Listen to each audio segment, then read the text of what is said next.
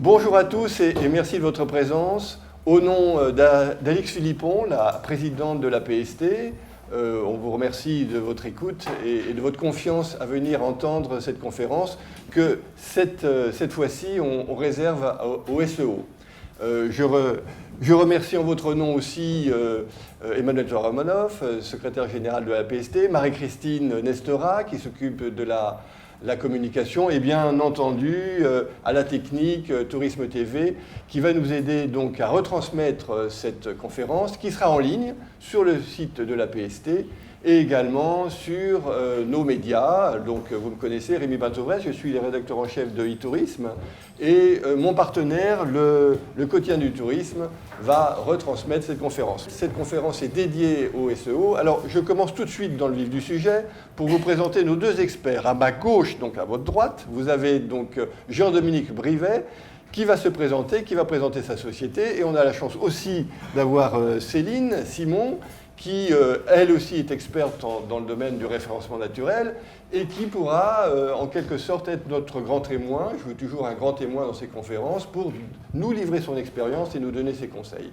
Donc, commençons par vous, s'il vous plaît, Jean-Dominique. Présentez-vous et présentez votre société. Donc, je suis Jean-Luc Brivet, fondateur de la société EcoAero, qui existe depuis une dizaine d'années et on est spécialisé dans tout ce qui va être le marketing digital, à la fois sur les parties référencement naturel, mais aussi payantes chez Google ou sur Facebook. Voilà, Céline. Bonjour, donc je suis Céline Simon, je suis freelance en search marketing, donc référencement naturel et payant, et aussi plus largement en marketing digital. Je suis aussi blogueuse voyage et je suis également co-gérante d'une agence de voyage. Merci à vous deux. Alors, on a une présentation que vous allez suivre. Vous avez bien fait de venir parce que le référencement naturel change d'année en année. Et moi, je me souviens, il y a 20 ans, quand je parlais du référencement naturel, j'étais dans les couloirs du salon e-commerce où je rencontrais des rédacteurs qui travaillaient dans des pays un peu lointains mais qui étaient capables de fournir du texte au kilomètre. Et puis, je peux vous dire qu'il y a 20 ans, ça marchait très bien. La quantité suffisait. Aujourd'hui, on est dans un autre monde, Jean-Dominique. La quantité peut-être, mais c'est surtout la qualité. Ouais. Donc, je vous laisse dérouler votre présentation. Donc rapidement, on a remis un peu, comme le disait Rémi, ce que c'était avant Google. Donc là, j'ai un print screen qui doit dater d'une dizaine d'années. J'avais 3 résultats payants et tout le reste était en naturel. Donc c'était relativement facile de rentrer. Si maintenant je regarde une requête autour du voyage, donc là j'ai tapé voyage Brésil, on se rend compte qu'en fait, la partie référencement naturel propre, telle qu'on pouvait l'appeler, a diminué de 60 à 70%. J'ai des liens sponsorisés et puis surtout j'ai tous les verticaux que Google a pu développer, Hotel Ads, Flight, ce qu'ils appellent Trip, donc destination, qui viennent prendre l'espace. Donc c'est comment j'arrive à rentrer là-dedans et philosophiquement ça va même un peu plus loin. D'un moteur de recherche, ils veulent devenir un moteur de réponse. C'est-à-dire qu'avant, leur objectif c'était de vous permettre de trouver des choses sur le web. Et maintenant, leur objectif, c'est de répondre à vos questions avant que vous les ayez anticipées. Ce qui change complètement la philosophie. Alors, ce que dit Jean-Dominique, ce n'est pas pour vous faire peur, c'est pour vous prévenir. On a changé de monde et il va falloir que vous oubliez les réflexes que vous aviez au départ où vous vous concentriez sur les mots-clés. On n'est plus dans ce monde-là, les mots-clés certes, mais ce qui est très important pour comprendre l'esprit de cette présentation, c'est qu'on est dans un univers de réponses. Donc il va falloir que vous ayez une vision plus élargie. Alors, Céline, avant de laisser continuer Jean-Dominique, je reviens sur ce que vous vouliez donner comme conseil. En effet, il faut tout bien faire, mais en même temps, il faut choisir son camp. Donc votre conseil, c'est de vous concentrer sur un certain nombre de disciplines qu'il faut pouvoir donc maîtriser et puis pas en laisser de côté en quelque sorte. Je pense qu'il faut aujourd'hui être sur tous les leviers pour avoir du trafic et pas seulement du référencement naturel. Référencement naturel met du temps à donner des résultats en plus. Donc le référencement payant peut être utile, les réseaux sociaux, il y a énormément de leviers sur lesquels on peut s'appuyer. Après, malgré qu'il y ait beaucoup de changements, que le moteur de recherche évolue régulièrement, il y a toujours de la place pour se positionner et avoir du trafic du référencement naturel. Alors, donc, pas vous faire peur, il faut être présent sur tous les leviers, mais Jean-Dominique va vous dire, en revanche, sur le SEO, il faut choisir son plan. Jean-Dominique. Comme on est partenaire avec Google, ils nous ont fourni quelques chiffres là, très récents qui montrent un peu où on en est là. Donc j'ai travaillé sur 2 grosses catégories qui sont les packages et le last minute. On voit que la croissance des requêtes est quand même un peu plus faible, puisqu'on est à 10% de Q2 2019 versus sur l'année d'avant, quoi. Et surtout, on est très mobile. Donc, dans vos impacts contenus et la façon dont vous travaillez votre site, il faut toujours penser mobile. Et j'ai la même chose sur la last minute, où là, on a encore moins de croissance, puisqu'on est à 3%. Pareil, on a plus de requêtes maintenant qui sont faites sur le mobile que sur le desktop. Parce qu'il y a quand même des gros impacts sur votre site, il faut vraiment penser mobile. Et plus vous allez avoir une cible jeune, plus ce sera mobile, quoi. Un autre chiffre qui est intéressant, qui est sorti la semaine dernière, donc c'est une étude qui a été faite aux États-Unis sur 10 milliards de requêtes. Qu'est-ce qui se passe quand les gens tapent des mots-clés maintenant dans Google? Alors là, ce n'est pas spécialement travel, c'est global. En fait, on a 50% des gens qui ne cliquent plus sur un lien. En fait, si vous regardez là, la requête que je vous avais montrée tout à l'heure, quand j'avais tapé Voyage Brésil, j'avais déjà la carte du Brésil, un certain nombre d'informations sur le pays, la géographie, déjà des villes préprogrammées en termes de voyage, Rio, etc. Donc les gens regardent le résultat et ne cliquent plus. Et arrêtent la requête là. Donc ce qui change le paradigme, même en termes de référencement naturel, ça veut dire qu'on va essayer aussi de se positionner dans ces endroits-là où on ne va pas forcément avoir du clic, mais de la visibilité. Donc ce contenu, pour rebondir sur ce que vous disiez tout à l'heure, que vous allez pouvoir déployer sur les réseaux sociaux un peu partout, il faudra aussi le déployer dans ces nouveaux verticaux de Google, quoi. C'est pour ça, Jean-Dominique, que vous parliez de vous concentrer maintenant sur un univers de réponses. Exactement. C'est ça le message principal qu'on va vous donner. Mais pour laisser un peu d'espoir, je vous ai remis quand même une étude faite en France sur plus de 5000 annonceurs par une société qui s'appelle Masbury, qui fait de l'analyse de data. On regarde quand même que le référencement naturel reste le levier qui rapporte le plus à long terme. Pas à court terme comme vous le disiez tout à l'heure, parce qu'on sait que c'est un travail dans la durée, mais par rapport à l'investissement temps-budget, à la fin, c'est celui, si vous le travaillez bien, qui est celui qui vous ramènera le meilleur rapport qualité-prix, quoi. Parce que les liens sponsorisés sont devenus très chers. Surtout sur le travel. Surtout sur le travel, enfin pas dans le travel malheureusement, mais principalement sur le travel. Donc ça reste quand même un levier très intéressant, même s'il y a moins d'espace, il y a des nouveaux moyens d'y aller. Vous le confirmez, Céline, c'est vrai que le référencement naturel, ça demande du temps. En revanche, il y a une action quand même que l'on peut mesurer sur la durée. Quand vous faites de l'AdWords, c'est immédiat, mais si vous arrêtez, les résultats s'arrêtent immédiatement. Donc on peut quand même compter sur le référencement naturel pour qu'il y ait une pérennité dans les actions de nos agences. Ouais, c'est une stratégie qui est efficace d'avoir les 2 leviers en parallèle, parce que le référencement naturel va mettre du temps. Donc si vous cherchez des clients et que vous avez besoin de convertir rapidement, AdWords peut faire le job. Par contre, il faut un budget, donc ça peut vite monter. Et en parallèle, vous travaillez le SEO et selon les sites, on peut avoir des résultats au bout de 3 mois, 6 mois, des fois il faut 1 an sur certaines requêtes. Mais une fois que vous êtes positionné, vous avez la position et vous allez difficilement redescendre. Et là, votre budget AdWords, par exemple, on peut commencer à le baisser ou le baisser complètement si vous avez assez de visibilité et atteint les objectifs que vous êtes fixés. Alors Jean-Dominique, pour rebondir sur ce qu'on vient de dire, j'étais la semaine dernière chez un grand du voyage qui est client de toutes les agences qui sont ici, qui me disait quand même que le référencement naturel apportait 60% de son trafic. Donc, ok, on vous fait un peu peur pour vous dire que c'est difficile, mais il y a quand même des résultats à en attendre. Non, mais il y a encore beaucoup d'opportunités. L'idée, je pense qu'il faut bien choisir ses combats. On ne peut pas être partout. Même un grand, il ne va pas pouvoir aller travailler toutes les destinations, toutes les requêtes, tous les produits. Il faut vraiment se poser, je pense, les bonnes questions. Quelles sont mes forces? Quelles sont mes faiblesses? Où sont mes clients? Et comment je peux les toucher dans le parcours d'achat? Plutôt que de se dire, je vais rester sur mon exemple du Brésil, Voyage Brésil, peut-être que ce n'est pas ma force. Peut-être que moi, dans les produits que j'ai, c'est plutôt quelque chose dans le nord-est ou sur l'Amazonie. Et donc, aller travailler des requêtes un peu plus longue traîne, on y reviendra un peu plus en détail après, plutôt que de vouloir tout de suite viser la grosse requête. Et puis après, ça va dépendre, je pense, de chaque agence, de chaque truc. Peut-être qu'il faudra que je travaille le vertical Thalasso. Peut-être que je suis très bon en vol, donc si je suis très bon en vol, c'est les vols. Mais pas essayer de vouloir être partout et vraiment travailler ça. Et puis se poser aussi les questions. Qu'est-ce que c'est que mes clients? Si j'ai des seniors, je ne vais pas leur parler pareil que si je veux viser des millennials. Donc la façon dont je vais écrire mon contenu et la façon dont ils vont taper les requêtes ne sera pas les mêmes. Donc il faut vraiment que je me pose toutes ces questions, quoi.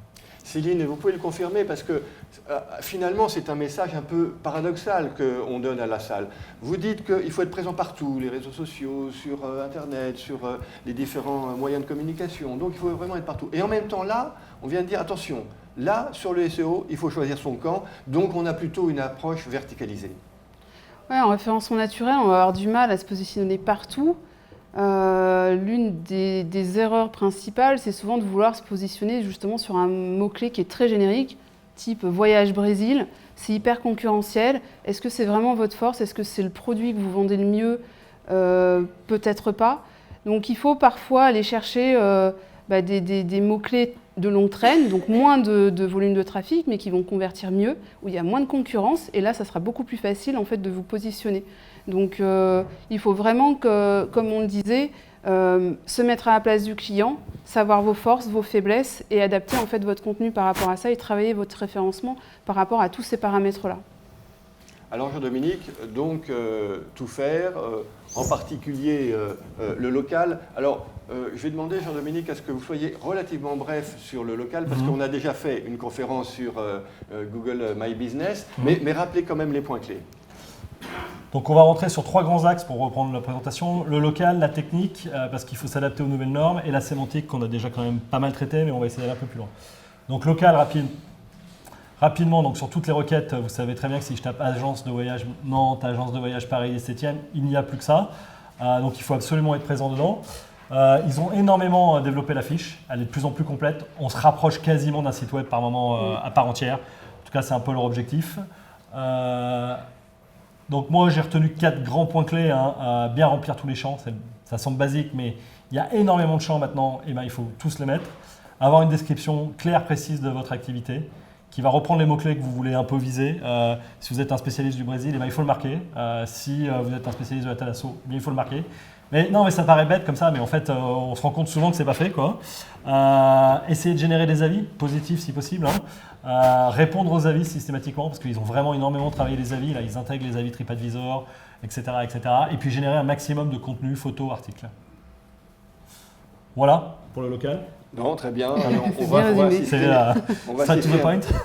insister un peu plus sur le knowledge. Voilà. Parce que alors là, du coup, je vais demander toute votre attention parce qu'on arrive dans le concret. Alors, avec Marie-Christine, on se posait la question, une conférence comme celle-ci, c'est de l'information, c'est de la formation. Évidemment, c'est de l'information. Mais là, ça va vraiment être de la formation. Écoutez bien. Enfin, on va essayer. Hein. Il m'a mis la pression un peu là. En fait, donc l'idée maintenant, d'un point de vue technique, c'est vraiment d'adapter son site à ce qu'ils ont appelé le Knowledge Graph. Donc l'idée de ce Knowledge Graph qu'ils ont sorti, je dirais maintenant il y a 4-5 ans, et qui développent systématiquement, en fait ils sont en train de créer une base de données de connaissances sémantiques. Et je pense que l'exemple qu'on a là, où on voit bien les relations, c'est d'essayer de créer des relations entre des choses qui pour nous, humains, sont extrêmement naturelles. On sait que Palo Alto, c'est en Californie, et que Hollywood aussi, et on sait que Isabelle Adjani a tourné à Hollywood. Quand je vous dis ça, d'un point de vue humain, c'est très facile. Maintenant, l'idée, c'est de refaire la même chose avec une machine. Et donc avec ce qu'on va appeler le machine learning, l'intelligence artificielle, de façon à être capable d'interpréter des requêtes tapées par un utilisateur et de se dire qu'est-ce qu'il a en tête, en fait, quand il tape Isabelle Adjani Hollywood, par exemple. Est-ce qu'il cherche les films qu'elle a tournés ou est-ce qu'il cherche son adresse? Donc à partir de là, c'est vraiment créer les relations entre les différents éléments sémantiques pour pouvoir interpréter les requêtes des utilisateurs. Est-ce que j'ai été clair? En tout cas, on vous laissera un champ pour répondre à vos questions. Donc, ce qu'on peut compléter peut-être, Céline, vous allez pouvoir nous donner votre point de vue, mais je disais en début de cette présentation, d'une façon un peu provocatrice, oubliez les mots-clés. En fait, non, il ne faut pas les oublier, mais il faut avoir maintenant une approche qui est beaucoup plus horizontale, là, pour le coup, de répondre plutôt à un spectre d'attente plutôt qu'à un mot-clé qui risque de vous enfermer et de ne pas répondre à votre objectif de finalement croiser le parcours d'un internaute. Un commentaire, Céline, par rapport à ça? C'est vrai qu'avant, on était vraiment focalisé sur le mot-clé. On se disait, on a une page, on veut ressortir sur tel mot-clé, et on restait vraiment focalisé là-dessus. Aujourd'hui, on va essayer de comprendre ce que l'internaute recherche pour être pertinent, parce que si on est pertinent, généralement on est bien positionné. Et du coup, on a tout un univers mots-clés à côté de ça et on répond à plusieurs questions. Et on va se positionner d'ailleurs sur plusieurs requêtes et c'est ce qui permet en fait d'avoir une page riche en contenu et qui va être par conséquent bien positionnée au final. Eh bien, si vous avez des questions, on y répondra bien sûr.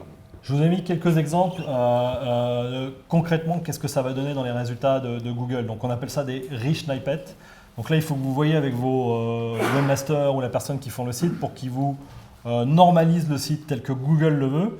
Et donc là, sur les différents exemples de requêtes que j'ai mis, on voit qu'il va sortir des paragraphes, des listes numérotées, des bullet lists, des tableaux, de façon à pouvoir ressortir l'information directement. Donc si je reviens sur mon 50% de clics qui ne sortent pas, typiquement sur toutes ces requêtes-là, là, la personne, dans 9 fois sur 10, elle a déjà l'information. Parce que quelque part, ils aspirent le contenu, ils servent un contenu, bon là on est sur des contenus non polémiques, hein, mais quand on va sur des contenus polémiques, ça peut poser beaucoup de problématiques de fake news, etc. Mais j'ai promis à Rémi de ne pas aborder ce sujet, qui est une de mes marottes. Mais on est un peu obligé d'y aller en fait, parce que comme c'est ce qu'ils mettent systématiquement en avant, on est obligé de travailler dans ce sens-là maintenant. Et sur des requêtes voyage, ça va même plus loin puisqu'ils sont en train de construire ce qu'ils appellent Trip là. Et si vous regardez dans Trip, en fait, ils ont une partie des contenus qui sont à eux, où ils ont écrit 3-4 contenus à faible valeur ajoutée jusqu'à maintenant. Hein. Par contre, 90% des contenus qui remontent dans Trip, c'est des contenus qui ont été prendre, c'est des sites à droite à gauche, quoi. Alors, être dans Trip, évidemment, en termes de trafic direct, c'est pas super, mais en termes de visibilité, d'impact au moment du parcours client, c'est assez intéressant à travailler. Et donc tout ça, une structuration technique du site qui lui permet de récupérer et de normaliser par rapport à mon knowledge graph. Ça donne ça en gros. Quel train prendre? Voilà, je suis premier, j'ai déjà l'extrait de page et je suis en position 0. Quoi. Et l'autre grande tendance autour de ça, c'est que les gens, ils appellent ça people also ask, donc c'est les questions. Et il y a de plus en plus de questions, puisqu'on est de plus en plus sur du mobile, on a de plus en plus l'habitude. Et donc ça donne vraiment des choses comme ça, qui est très bien réussi par exemple par Kayak. Donc si vous tapez vol pas cher Paris-New York, vous allez voir Kayak doit être 2e ou 3e. Et en fait, il a 1, 2, 3, 4 liens supplémentaires. Et ces liens, on n'a pas besoin d'aller chez eux. Il suffit de faire afficher plus. Et là, donc, on a le texte qui apparaît. Kayak crée plus de 2 milliards de recherches de voyage. Et c'est pour ça que c'est les meilleurs et les plus chers. Donc en visite, c'est faible, mais en impact marque, c'est très fort. Quoi. Alors, Céline, là on parle de Kayak, là on parle effectivement de Major. Est-ce que ce que vient de dire Jean-Dominique peut se transposer pour une agence de voyage de façon à ce que aussi l'agence de voyage réussisse à pénétrer ce qu'on appelle justement ce moteur de réponse? Ah, tout à fait. Si à partir du moment où on produit du contenu, il n'y a pas de raison que une petite agence de voyage se positionne. Ça va être des requêtes longue traîne, donc moins concurrentielles, très souvent.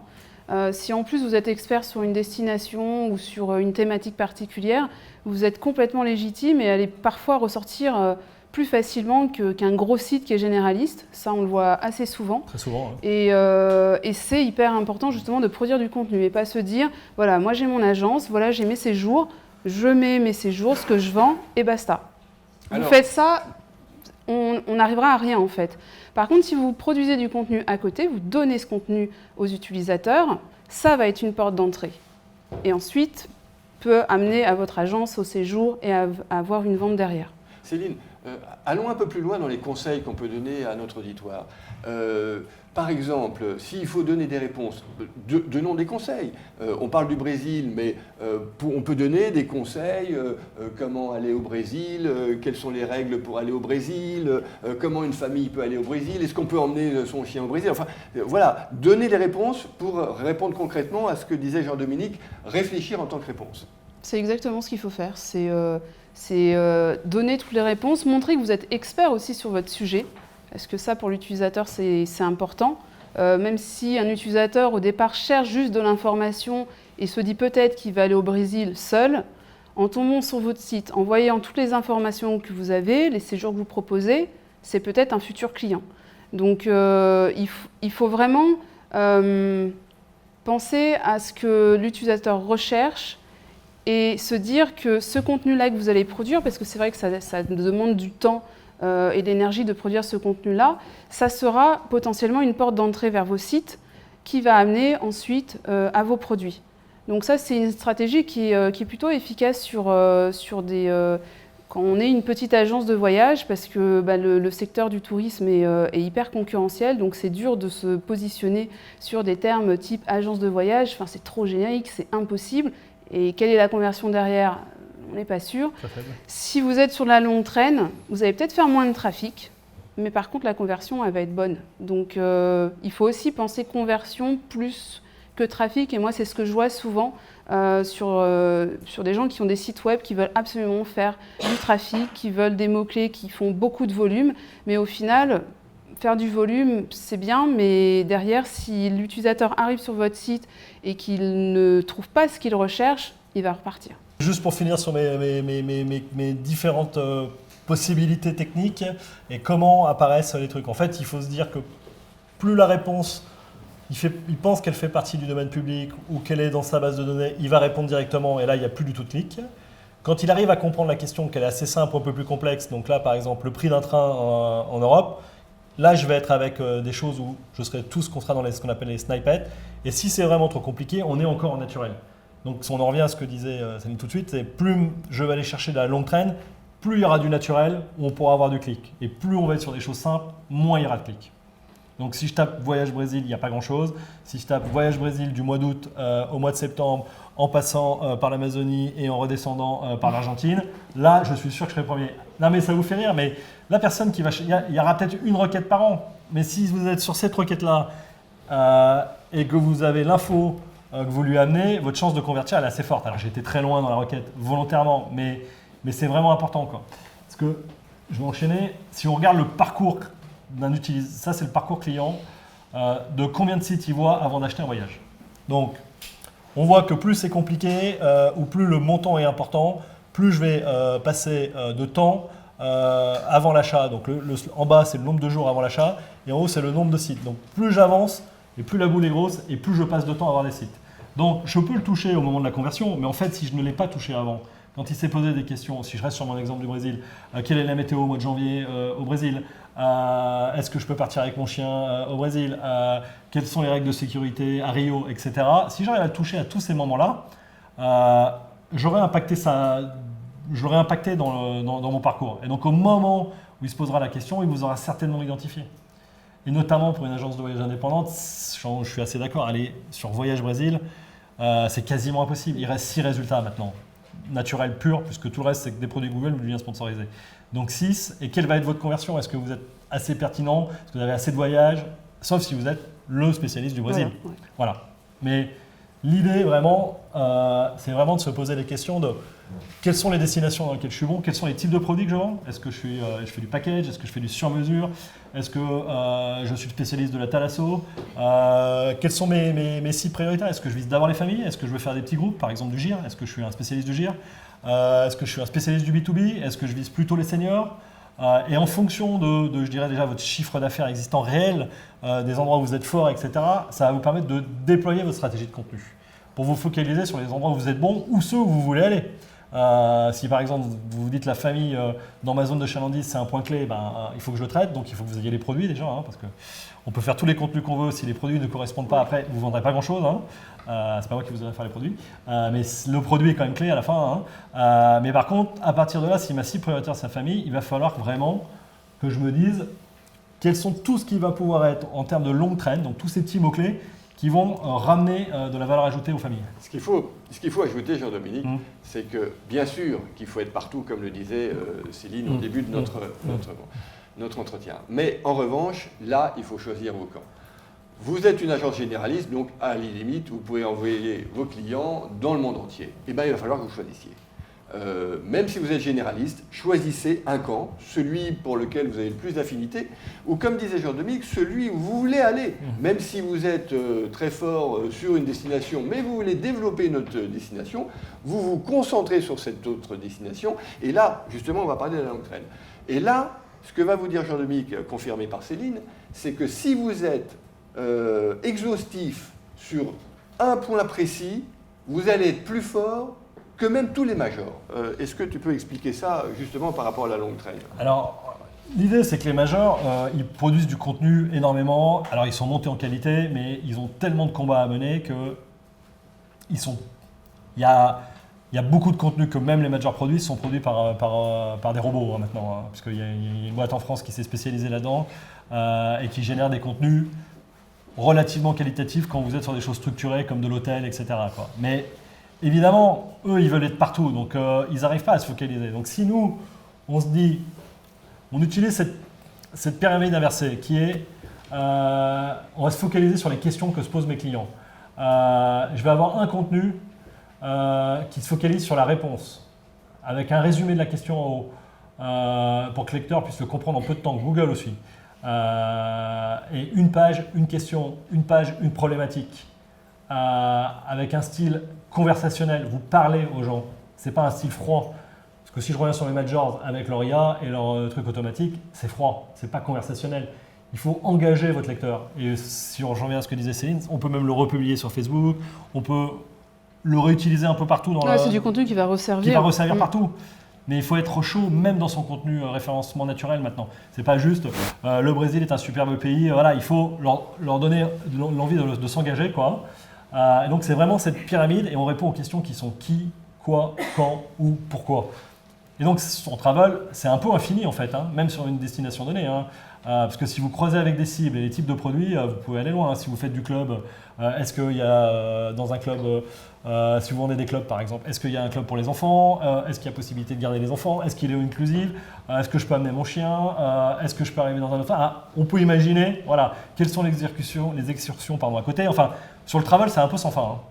Donc c'est pour ça qu'il ne faut pas, je pense, vouloir attaquer partout et se concentrer sur un certain nombre de sujets et aller bien les travailler pour avoir une chance d'être bien positionné. Et ne pas oublier, quand vous envoyez un client, évidemment, toujours lui demander son avis, de façon à ce que vous puissiez recueillir cet avis et le mettre là aussi sur votre site et sur votre référencement naturel, parce que ça, Google adore, n'est-ce pas, Céline? Oui, il développe de plus en plus les avis, donc c'est vrai que ça, c'est un réflexe à avoir en tant qu'agence de voyage, c'est d'avoir les avis de vos clients pour que les petites étoiles la remontent déjà sur My Business, hyper important.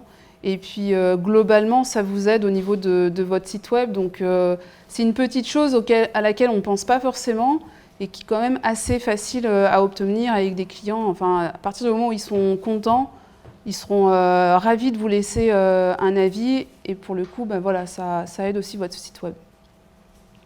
Donc, Jean-Dominique, finalement, c'est difficile, mais pas impossible. C'est pas impossible, il faut bien choisir ses combats. Si vous devez retenir qu'une chose, je dirais, c'est bien choisir ses combats, quelles sont mes forces, vers quoi je veux aller, quels sont les produits que je veux mettre en avant, et se focaliser sur quelques produits. Et pas vouloir être partout en même temps, vraiment bien se focaliser. Voilà. Donc ça va dépendre vraiment, je dirais, de votre zone de chalandise. On ne va pas travailler pareil si on est à Paris 16e que si on est à Brive-la-Gaillarde, voyez, quoi. Je ne vais pas avoir les mêmes produits, les mêmes clients, la même cible. Et donc ça, c'est vraiment ce mix-là. En fait, on en revient un peu à un mix marketing. Hein. Quel est mon mix marketing de départ et comment je peux le réappliquer sur le digital, hein. Alors, est-ce qu'on a le temps de parler de demain, Jean-Dominique, maintenant? Je ne sais pas. Allons-y, rapidement.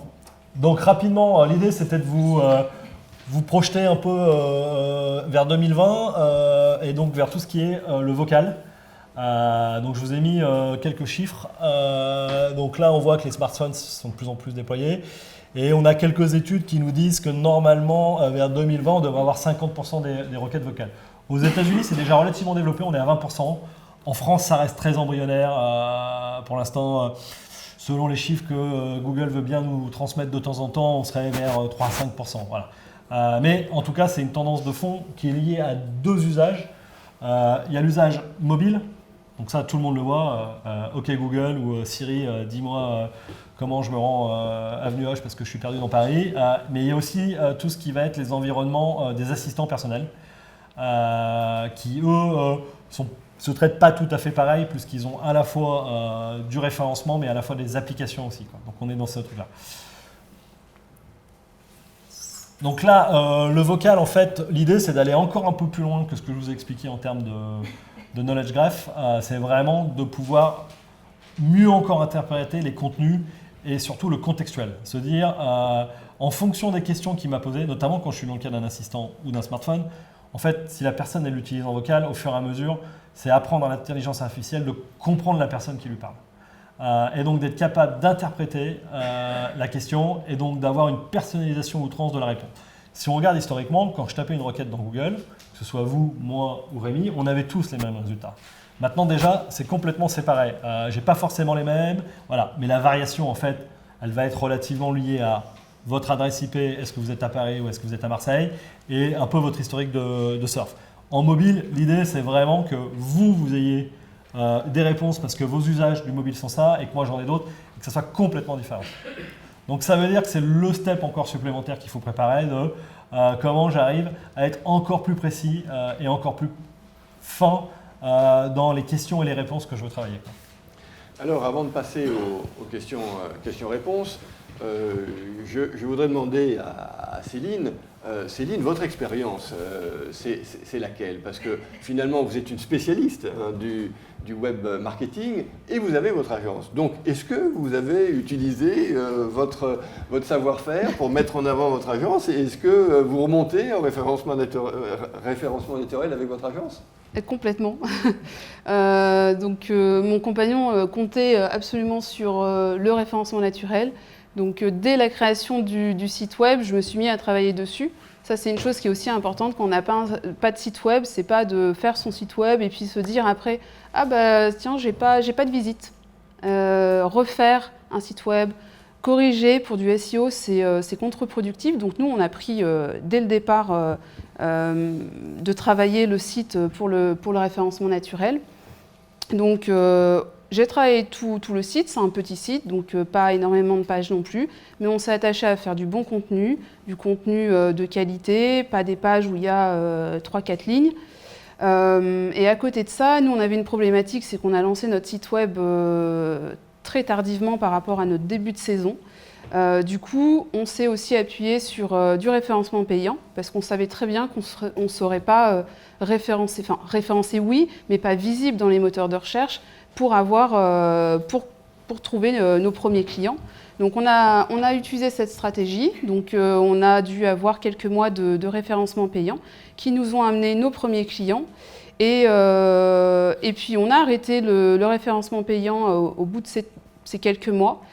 Le site a commencé à être visible, à remonter en première page, à avoir des premières positions. Alors ce sont sur des requêtes longue traîne, on est spécialiste, donc ça aide aussi. Mais on avait bien travaillé le contenu, on avait apporté des explications aussi. Donc on ressort sur des mots-clés, plus de contenu qui amène ensuite après la personne à regarder les séjours qu'on propose.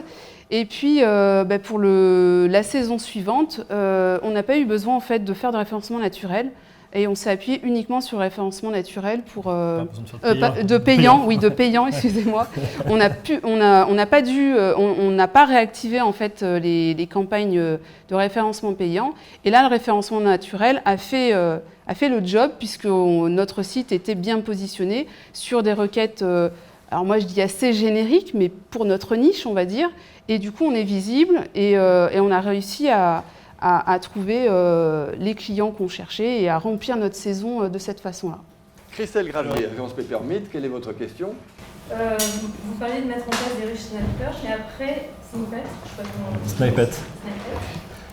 Voilà, comment fait-on concrètement? Donc, vous parlez de fiches techniques. Et dans ces fiches techniques, est-ce qu'il y a vraiment la façon dont on peut nous les faire? Alors revenons sur le SNI, revenons s'il vous plaît, en fait, Dominique. Le rich snippet, c'est en gros l'XMLisation de votre site web. Donc ça veut dire qu'il va falloir mettre des codes à l'intérieur et c'est plus. Alors ça dépend des. En fait, donc, toute la présentation qui est faite, c'est uniquement pour des professionnels de l'informatique, c'est ça? Ah non, parce qu'en fait, le XML ne marchera que si le contenu a bien été écrit, quoi. D'accord? Donc il faut quand même que vous ayez déjà écrit votre contenu, par exemple sur vos questions. Ou sur les tickets de métro, il faut déjà avoir toute l'info quelque part. Et en fait, il faut après, derrière, mettre des codes à l'intérieur du site. Alors après, ça dépend des outils que vous utilisez, mais il y a plein d'outils maintenant qui nativement ont des modules où vous dites je veux ce module-là, vous appuyez le module, notamment sur WordPress. Il y a, je sais pas sur WordPress, oui, il y a énormément de plugins qui font le job, vous l'installez, vous paramétrez et puis vous avez les rich snippets. Après, il faut discuter avec votre master. Ça dépend si votre master, j'imagine que vous n'avez pas de webmaster? Vous êtes sous WordPress? Non. Vous êtes sous? Wix. Comment? Wix. Ah, sous Wix, c'est oui. peut-être un peu plus compliqué, ouais. Oui, parce que... En même temps, moi, ça m'a permis de faire mon site internet moi-même. Parce que voilà, c'est une petite agence aussi. Ouais, non, mais je vois, après, Wix, je le connais mal, peut-être qu'ils ont les modules ou pas. Parce que, en fait, dans des plateformes comme ça, type Wix ou One-to-One, etc., ça va dépendre de ce qu'ils ont mis en module ou pas. Globalement, en général, ils essayent quand même de suivre les évolutions de Google. Et logiquement, vous devez avoir un module qui permet d'avoir un certain nombre de rich snippets. Alors, vous n'avez peut-être pas tous ceux que j'ai présentés, parce que j'en ai présenté beaucoup. Et certains de Google, ils les sortent et 3 mois plus tard, Google les supprime. Ouais, Voilà, ça évolue tout le temps. assez rapidement. Après, c'est vrai qu'on n'a pas parlé de cette partie des plateformes qu'on Ouais. utilise quand on est une petite agence, parce que c'est pas forcément évident, on n'a pas forcément un webmaster. Ouais. Et souvent, l'erreur, c'est d'utiliser des plateformes qui ne sont pas forcément bien faites pour le référencement. Alors oui, je sais que c'était un peu la cata avant. Je ne sais pas s'ils se sont améliorés, mais c'est des plateformes qui ont l'air simples pour mettre un site web en place. WordPress est aussi simple en fait. WordPress est simple et permet vraiment d'avoir accès à tout. Maintenant, je pense qu'ils se sont quand même améliorés au niveau de ce qu'on peut faire au niveau du référencement. Donc à voir pour les rich snippets s'il y a des modules supplémentaires à activer. Parce que WordPress, comme ça, on a l'impression que c'est cher, mais en fait, il y a quand même à peu près X millions de templates que vous pouvez choisir qui sont entre 10 et 50 $. Ouais, c'est 50 $ à tout casser, voilà, avoir son hébergement. Voilà, et ça coûte c'est rien. Moins intuitif pour des personnes qui... c'est un peu moins. Non, mais je suis d'accord. Mais par contre, on sait que le module global, il est beaucoup plus stable. Et en termes de référencement, on sait qu'ils sont à 100%. Sur Wix, moi j'ai longtemps que je n'ai pas été dessus, mais c'est vrai que c'était un peu cata. Je sais que c'était pas. Mais je sais que la box e-commerce de la Poste, c'est pareil, c'était une catastrophe. Il y a plein de solutions comme ça où en fait ils veulent faire des modules tout en un et ça marche pas super bien. Mais après, en général, au fur et à mesure que les utilisateurs leur disent qu'il n'y a rien qui marche, ça remonte, mais vous êtes faut qu'ils attendent qu'ils le sortent dans la roadmap, quoi. Mais normalement, ils ont les modules, au moins sur les grands qui sont les listes, etc. Maintenant, tout outil permet de le faire avec les modules, quoi. Mais là, le module, Autre question, monsieur? Oui. Jean Levet, Levet. l'agence Sivalor. Sivalor. Le module dont vous parlez, c'était pour générer un site XML. En fait, c'est pour mettre dans le code, pour dire à Google, voilà, ma liste, elle est là, qu'ils puissent la retrouver. En fait, il faut lui donner l'information. Et ça génère du code XML à l'intérieur de votre code HTML. Je vais essayer de ne pas rentrer trop technique, mais en fait, les modules, vous dites, j'ai ce module-là, je l'applique sur tel type de page. Si je prends ma page de questions, par exemple, et on a vu que j'avais des rich snippets spéciales pour les questions. Donc là, vous appliquez sur ce module-là, sur cette page-là, et automatiquement, tout est fait par l'outil. En tout cas, sur WordPress, ça marche comme ça. Sous Wix, je ne suis pas un spécialiste de Wix, je ne sais pas, mais ils ont certainement des modules. Autre question, madame? Oui. Alors, donc on repose la question sur le contenu. On avait effectivement bien insisté sur le contenu. Donc vous avez bien compris, verticaliser votre contenu pour apparaître comme un spécialiste. Donc si on peut donner un exemple, on avait donné l'exemple du Brésil. Et puis une fois qu'on est arrivé sur cette position, quelle est notre chance d'y rester? Alors pour le contenu, je dirais que selon comment est fait votre site, vous pouvez l'intégrer directement dans un menu. Sur, je ne sais pas, quelque chose on peut l'appeler guide de voyage par exemple, et avoir après du contenu par exemple sur différents pays que vous vendez, ou si vous êtes spécialiste sur une destination, avoir plusieurs menus avec le contenu ensuite qui est accessible, ou sinon, quand c'est pas facilement intégrable, on peut avoir une partie blog, on l'appelle blog ou magazine, on le met dans le menu en haut, et puis après on a une section qui est propre à ça. Et là, vous générez du contenu. Autre chose au niveau du contenu, on pense souvent à se dire, voilà, il faut que je produise plein de contenu, je fais tout mon contenu et puis je mets tout en ligne. Moi, je préfère dire qu'il vaut mieux le faire petit à petit, même s'il est prêt, et de le publier régulièrement pour montrer à Google que votre site vit et qu'il n'est pas statique et qu'il ne se passe rien. Plus vous allez avoir du contenu régulièrement, plus Google passe et comprend ce qui se passe sur votre site et vos positions vont bouger. Donc moi j'aime bien définir comme ça des périodes de publication. Ça va être un contenu par semaine si je peux, ça peut être un contenu par mois parce que je ne peux pas faire plus, mais que ce soit régulier et pas balancer en fait 10 articles d'un coup sur le site. Vaut mieux le mettre petit à petit pour que voilà, y ait de la vie sur votre site. 100% d'accord. Voilà. Et alors, Et la deuxième question. la position 0, quand on a la position 0, Quand on la on est, garde. le temps combien on reste, normalement, je ne vais pas vous dire des années et des siècles parce que le monde bouge trop vite, mais si vous ne faites pas de bêtises aux yeux de Google, c'est-à-dire qu'ils ne vous considèrent pas comme un méchant garçon ou une méchante fille, normalement, vous avez un peu d'érosion si vous ne travaillez pas votre contenu régulièrement, mais vous n'allez pas la perdre du jour au lendemain. Vous pouvez la garder 2-3 ans. Enfin, c'est très compliqué dans le monde dans lequel on est du digital, où tout change à peu près tout le temps, de vous garantir que vous aurez une position 3 ans. Mais si vous continuez à faire du contenu très régulièrement, autour de ça, il n'y a pas de raison. Alors après, il faut noter qu'ils ont des bugs maintenant de plus en plus forts et qu'il y a des gens qui ont été sortis de l'index. Ah oui, il n'y a pas longtemps. On a eu plein de problèmes en mai-juin où les gens sont passés de 100 de trafic à 0 parce qu'en fait, Google les a enlevés de l'index. Mais c'était juste un bug chez eux, quoi. Mais hormis les bugs de Google qui sont de plus en plus nombreux, de façon très surprenante pour une boîte d'ingé, normalement, voilà. Après, si vous faites des techniques interdites de Google et qui vous attrapent, et il y en a plein, on pourra faire un spécial Black SEO si vous voulez, il n'y a pas de risque. On avait dit qu'on ne parlerait pas de Google. Oui, une question, une question, monsieur, vous souhaitez? Je vais résumer la question. Bon, si on s'aperçoit que le site ne correspond pas à la stratégie qu'on veut mettre en place, est-ce qu'il faut néanmoins essayer de le transformer ou est-ce qu'il faut le changer complètement? Réponse. Voilà. Changer le nom de domaine, moi, c'est vraiment la dernière extrémité. C'est vraiment quelque chose que j'aime pas faire. Parce que votre nom de domaine, il a un historique, etc. Et l'historique chez Google est très important. Si vous commencez avec un nouveau nom de domaine, ils vont vous mettre dans ce qu'ils appellent une sandbox. Donc littéralement un bac à sable. Et vous n'aurez aucun résultat avant 1 an. Soyons clairs. Donc le nom de domaine, c'est vraiment dernière extrémité quand on a tout essayé et que le diagnostic est vraiment proche du post-mortem. Après, ça va dépendre du cas. Est-ce que votre site il est facilement corrigeable? Et si on peut corriger facilement, ça va permettre à Google de passer. Si on voit que vraiment il n'y a rien qui marche, il faudra peut-être se dire qu'il faut faire un nouveau site, mais en gardant le nom de domaine. Voyez. Autre question peut-être? Madame, je vous en prie. Alors pour une agence réceptive qui est dans l'incoming et qui a un site en français, qui vise néanmoins une clientèle étrangère, comment ça se passe au niveau du référencement? Alors moi je vous poserai une question, pourquoi vous avez fait un site en français si vous visez une clientèle étrangère? Parce que je vise aussi une clientèle séminaire, entreprise. D'accord, ok. Donc madame a une double cible, séminaire d'entreprise pour la France et l'incoming pour... Donc normalement, si votre site est bien fait, il va indexer les 2 langues et vous pouvez apparaître sur les 2 langues. Voilà. Je voulais savoir si Google n'avait pas un truc qui soit bloque. Ah non, mais on peut avoir des sites vous pouvez faire une version chinoise si vous voulez aussi. Hein. Oui, c'est prévu. Mais par contre, alors le chinois, c'est un point très spécifique. Google n'y est pas. C'est Baidu. Et pour pouvoir apparaître dans Baidu, en gros, c'est plutôt un intranet en Chine, c'est pas vraiment un internet. Ouais. Donc si vous n'êtes pas présente localement avec un .cn hébergé là-bas, vous n'avez aucune chance. Oui. Mais pour l'anglais, non, il n'y a pas de problématique. Faut peut-être le mettre en avant pour Google, c'est-à-dire que la première version, ça soit l'anglais et pas le français. Si c'est votre première clientèle, c'est quand même, si vous êtes réceptif, j'imagine que votre première clientèle, c'est quand même c'est l'international. Donc il faudrait donner le signal à Google que la version par défaut du site, c'est l'anglais. Et en fait, la secondaire, c'est le français. Pour lui dire, voilà, moi je suis un site anglais d'abord. Autre question, parce qu'on n'a plus que 5 minutes, monsieur. Alors, question importante, effectivement. Quelle est aujourd'hui la politique de Google par rapport au backlink? Ils n'en ont pas.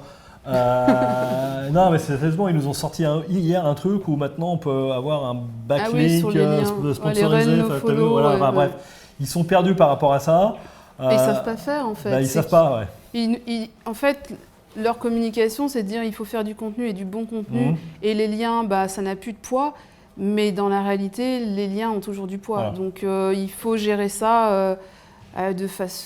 C'est délicat. Enfin, il ne faut pas se dire je vais aller chercher 30 liens d'un coup. Non, je pense qu'il faut toujours essayer justement d'avoir des idées, de se dire est-ce que j'ai des partenaires, est-ce que mes partenaires peuvent faire des backlinks vers chez moi et vraiment réfléchir quel site peut mettre un lien vers chez vous et les faire petit à petit, mais c'est encore efficace. Mais Kali, hein. Ouais, Kali. Pas Quanti. Pour le coup, quand on fait du Quanti, ils s'en rendent encore compte et ça peut faire mal. Et c'est là où vous pouvez prendre une pénalité, quoi. Donc du Kali dans votre écosystème local ou avec vos partenaires. Moi, je préfère que vous en ayez seulement 10, mais qui soient qualitatifs plutôt que vous allez en chercher 50 à Quanti où là, on va commencer à envoyer des mauvais signaux, quoi. Autre question, s'il vous plaît, dans la salle? Je crois qu'on a répondu Merci. et on est pile sur l'horaire. Donc je conclus cette conférence. On a passé du temps pour vous expliquer le SEO. On passera encore du temps pour exploiter les autres sujets de la transition numérique. Vous retrouverez cette conférence sur le site de la PST et sur notre rubrique e-tourisme au quotidien du tourisme. Et je remercie encore en votre nom et au nom d'Alix Philippon votre présence et mes conférenciers Jean-Dominique et Céline. Merci encore. Merci beaucoup. Merci.